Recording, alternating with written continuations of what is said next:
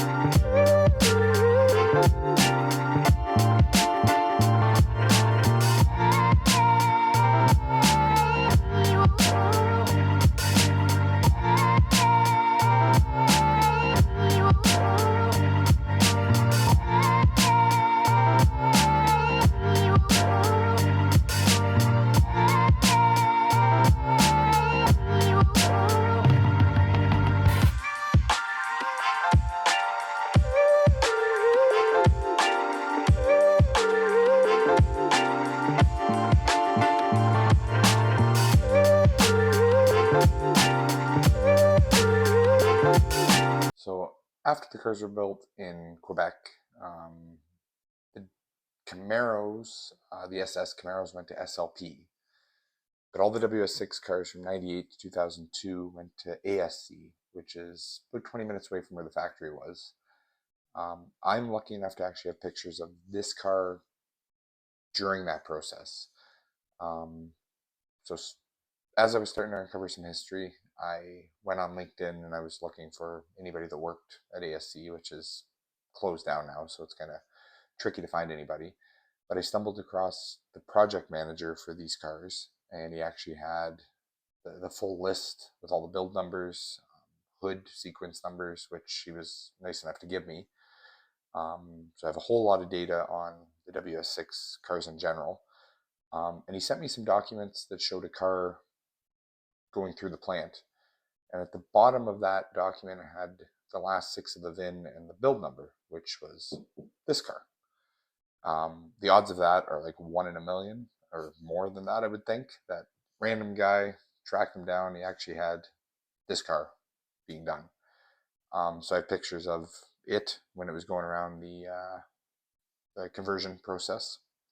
Other cool fact with the data he had, the yellow collector's edition cars, the SETA Trans Ams, the last batch of those were done April 23rd, 2002. And that's the date this car was converted, April 23rd. So this one would have been done with the last batch of SETAs that were ever converted, which is pretty neat, I think. So I'll roll some pictures of that. I also have some pictures of the hoods on racks and some cool inside pictures of ASC that I don't think have really seen the light of day before, so I'll play that now.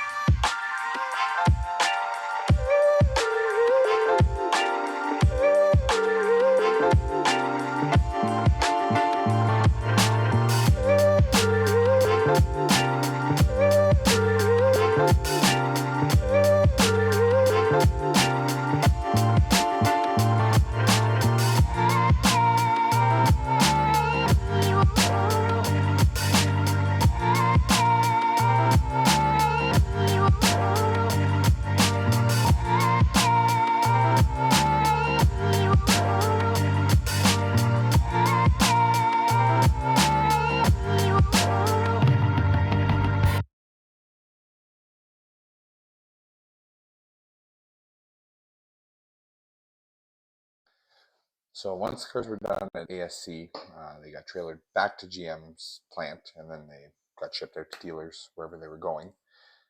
This particular car was sold in Canada at what was Fort Malden, Pontiac, which is in Amherstburg, pretty much right near the Detroit border as far as you can get in Ontario. That dealership has changed hands a few times now, but it's currently Amherstburg Chevrolet. I would like to get the car back out there, get some pictures of it at the original dealership at some point. It's just quite a distance from where I am, but that's kind of a one-day thing I plan on doing. I did talk to a few of the people that worked there back in the day. Obviously, don't have a ton of data from back then. It was a long time ago. I do have the original dealer invoice picture of what the dealership looked like. The actually key. I have all the used car and new car key tags, which is kind of cool. So I'll put some pictures of that up. But that's where the car originally landed from GM. I think it got there sometime in late April, May is kind of what the paperwork shows. So I'll play that now.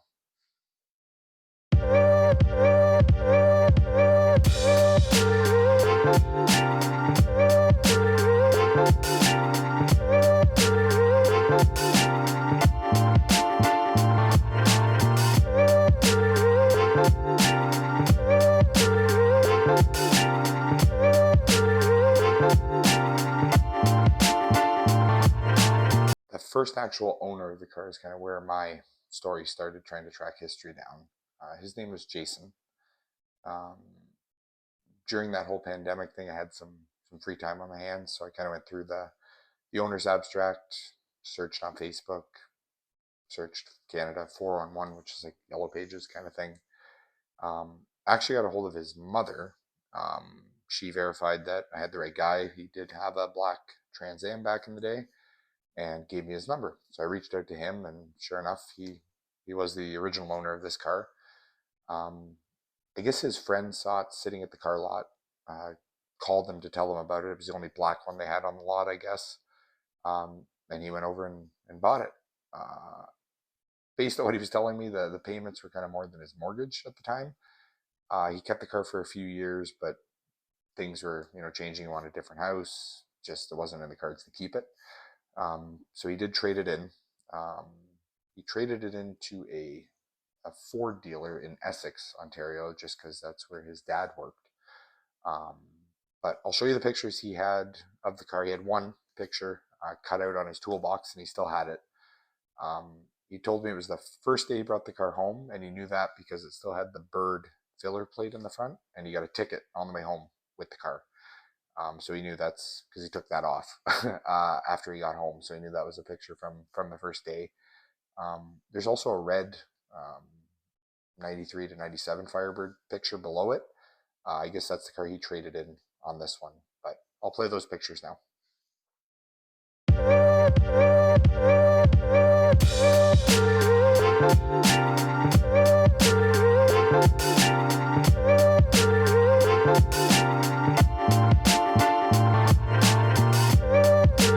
So now we're at the Ford dealer. Jason traded this thing in, as I said, because his dad worked there. I got a hold of the dealer principal, which still owns the dealer. He remembers the car because it was kind of weird to have one of these on a Ford lot.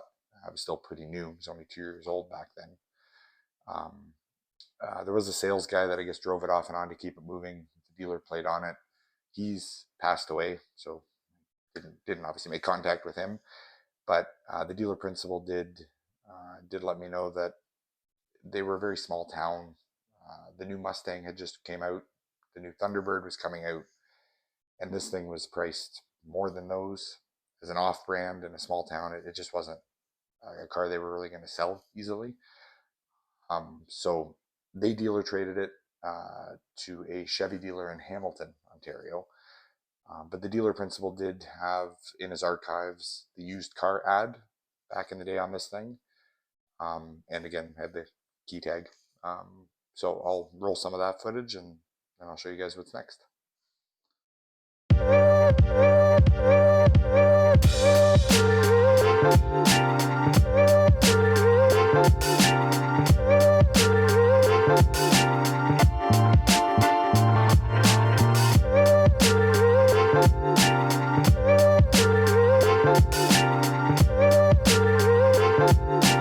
So the car ended up going to Nethercott Chevrolet in Hamilton, which is like a bank now. That dealership's completely gone during the recession and all the dealerships closing for GM. It's no longer around. But I did track down the salesman because I do have the bill of sale from that dealer for this car, and I found that from the guy who bought it, which I'll get to after this. But he remembers it came in, and the gentleman who bought it was pretty much calling that day when he saw it available. He had to hide the car in the wash bay, take the key, because the sales manager apparently wanted to take this thing, but he knew he had somebody coming down to look at it. He did remember the car. He called it the Bandit Mobile when I talked to him. It was at a Chevy dealer, so it was kind of rare to have one of these there back in the day, so he definitely remembered the car and remember selling it, which is pretty neat all these years later. But I'll show what the dealership kind of looked like back then and the bill of sale, just whatever I had from that time. And then we'll get into Dan, who ended up buying the car.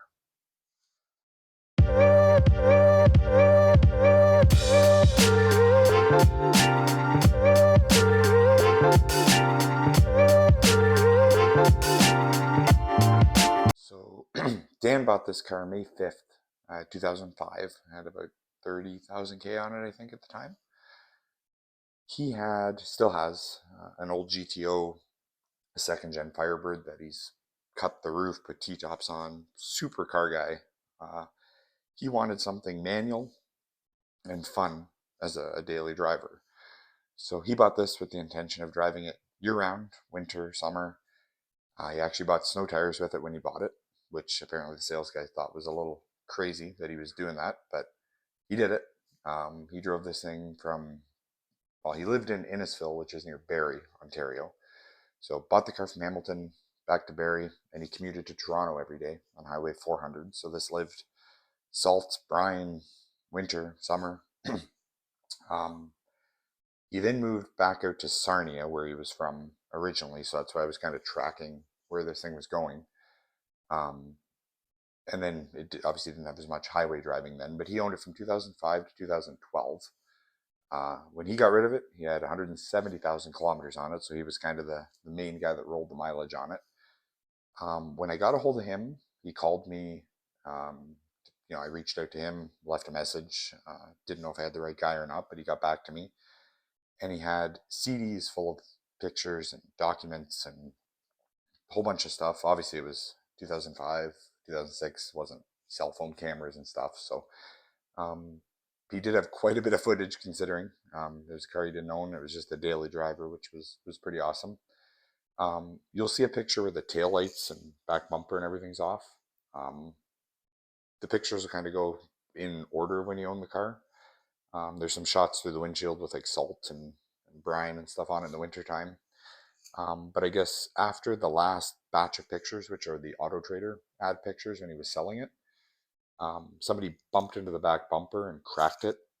Didn't damage any of the structure of the car, but he did put a new GM bumper on it. And I actually have, just above the camera there, the original bumper, which he still had in his shed, which had the original WS6 badge on it. Because when I got this car, there was no badge. I guess due to the price of the badge, he didn't swap it. He was selling the car. He just put a new bumper on it and kept that bumper. So he gave me that bumper, and I swapped the badges, and you'll see the reproduction badge I had is like faded. It's never really, the car sits in here all the time. Just poor quality, the aftermarket ones. And the original badge, considering the state that bumper was in, is still like brand new. So I put that one back on the car. I have that bumper hanging up here. I have some pictures of it with the winter tires on it. I did actually meet up with Dan. There's a picture you're going to see of an MR2 and like a 99 2000 Camaro and this car back in 2005. And then below it, you're going to see this car currently, same MR2 and a second gen Firebird. The 99 2000 Camaro was actually written off. It was his friend's car.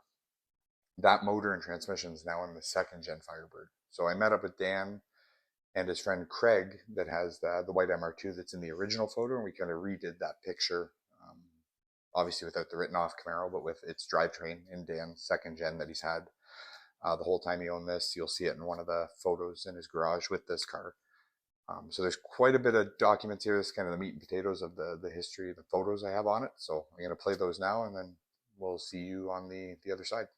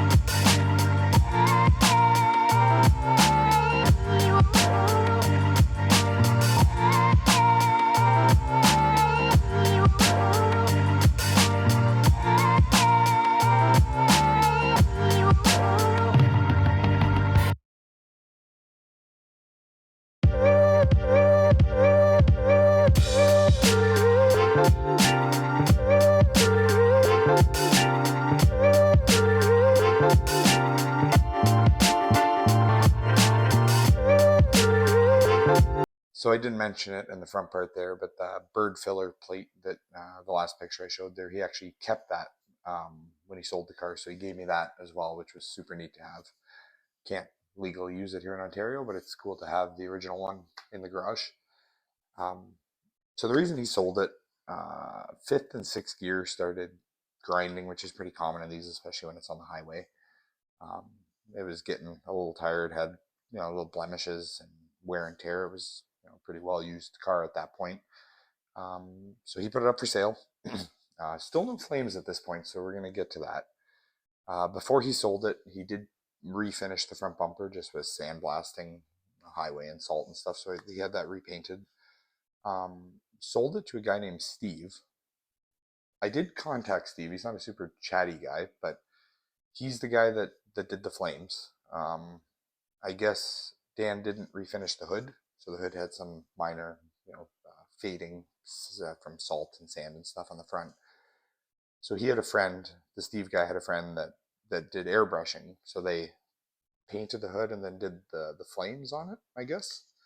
But didn't really do anything else. He didn't fix the transmission, left that as it was. I had a few invoices and receipts that were in the car when I got it. He did like a headlight motor.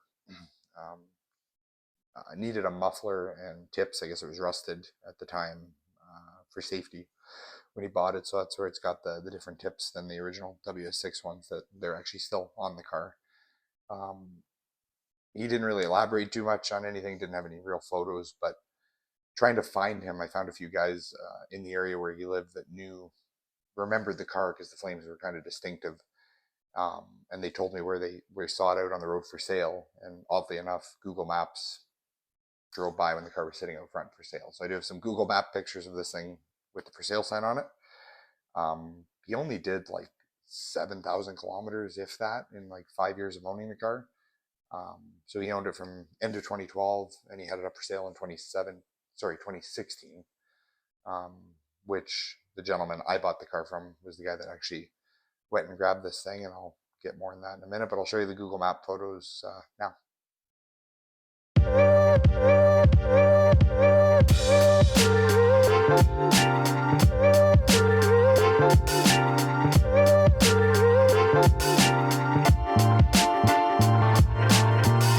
So Steve lived out in Sarnia, where Dan was from, so way out that side of Ontario.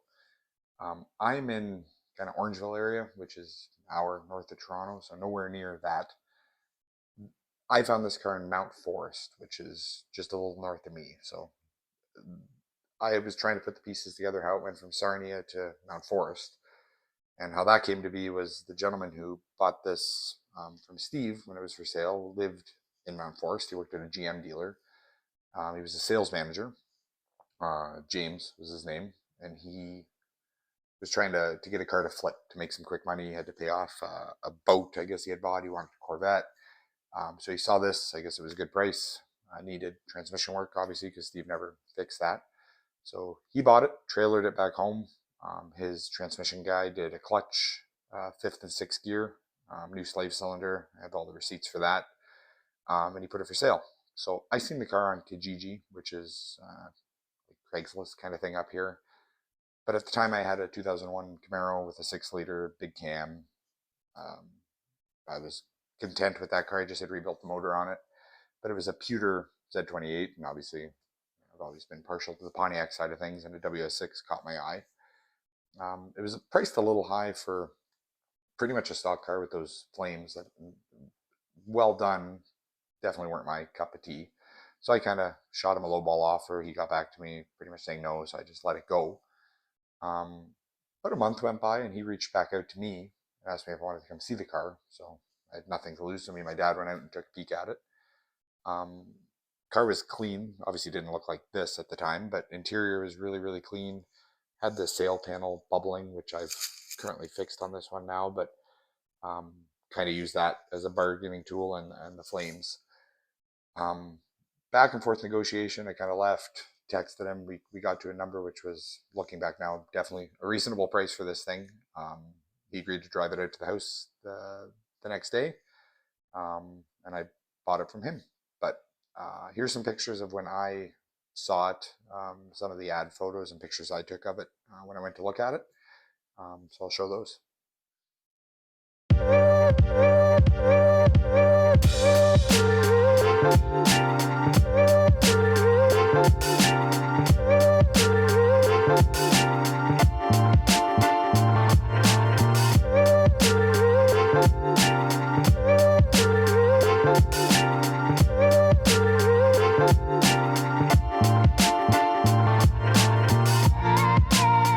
So the car came into my possession June 29th, 2017. I had about 197,000 K on it. It currently has 236. I've owned it since then, so going on 8 years now. When I first got the car, I didn't have a garage, didn't live here. I stored it in my wife's grandparents' barn for the first couple of years of the winter.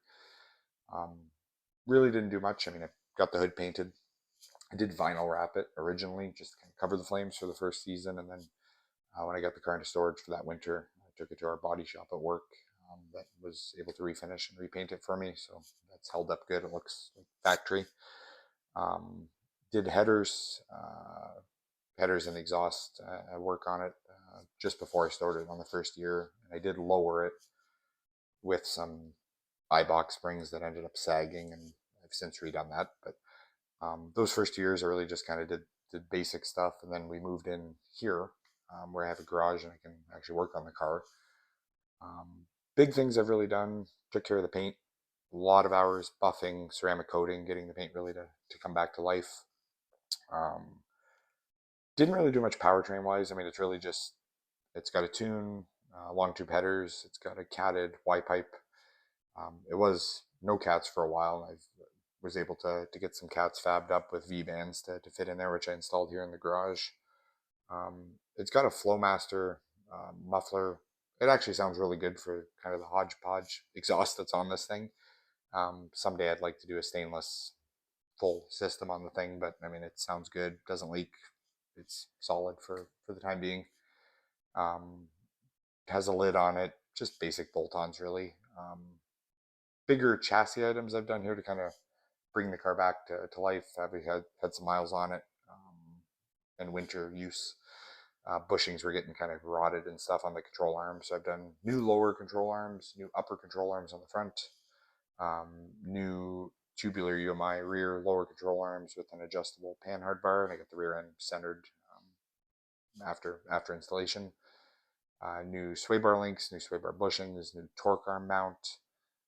Pretty much all rubber under the car is new. Any control arms, anything chassis wise is new on this thing. CTS-V 4-piston front calipers with C6 Z06 rotors up front, braided lines, and a master cylinder brace, which really improved braking, I think, more than the Brembos even. That master cylinder brace was huge. Pro 5.0 shifter. I stripped all the tint off it. I had a 3-piece rear tint that was, you could see the lines kind of lifting, and looks like it was tinted from way back when Jason had it. So it was original to the selling dealer that would have tinted it. So stripped all that here in the garage, which was not fun. A lot of time getting that all off and all the residue off. And then I had a buddy of mine that used to tint these back in the day, do a 1-piece rear and the side windows. Yeah, other than that, just maintenance, and I rebuilt the headlight motors on it, rewired everything, all new connectors in the front end, just with the salt and moisture and stuff over the years. Corrosion pins were not the greatest shape, so all LEDs up front, all new lenses, pretty much just kind of restored the car back to where it would have been when it was new. I didn't tape a lot of that. I didn't really think I'd be doing YouTube, so I took a lot of pictures of stuff as I was going. I'm going to kind of show some footage now of the bigger items I've done, some pictures of kind of when I got the car and to where it sits now after this. But from here on out, I'm going to try to get more footage of anything I do on the car, so I can share it to the channel here. Any other maintenance, any repairs or anything the car needs, or modifications that I do plan on doing to it. But at this point, it's not perfect. It's got some mileage on it, but it's kind of the perfect summer cruiser at this point, because it's not a show queen. It's not super low mileage. I don't mind throwing my 4-year-old and wife in the car, going to the beach, going to Costco, enjoying the car and actually driving the thing. If it gets a stone chip or, you know, some road debris or something, it's really not the end of the world because it's not perfect. But it does show really well, drives really nice, super reliable. It doesn't burn any oil. Strong running car. I think it was the benefit of most of its life being on the highway, just a daily driver, driven, maintained. Dan really kept up in the oil changes. The underbody is super solid. I pulled the carpet up on it. There's no holes. There's no soft spots. It was super well rust proofed. So I mean, the actual structure of the car is solid. There's no rot. There's no, you know, compromised areas from any of the winter driving. So it's held up really well considering, and I really don't plan on getting rid of this thing anytime soon. I think it'll be kind of a long-term car, and yeah, I'll be enjoying it for hopefully a lot more years, and then my little one can continue on if you're still allowed to buy gas that far down the road. So I'm going to show some footage of the car, and hope you guys enjoyed the story.